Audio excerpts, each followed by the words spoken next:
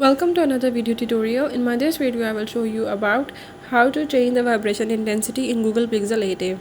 If you want to change the vibration intensity, I will show you how you can increase it or decrease it. You have to watch video till end, follow all the steps, and if this video helps you, don't forget to subscribe my channel. Now for further details, let's watch the video.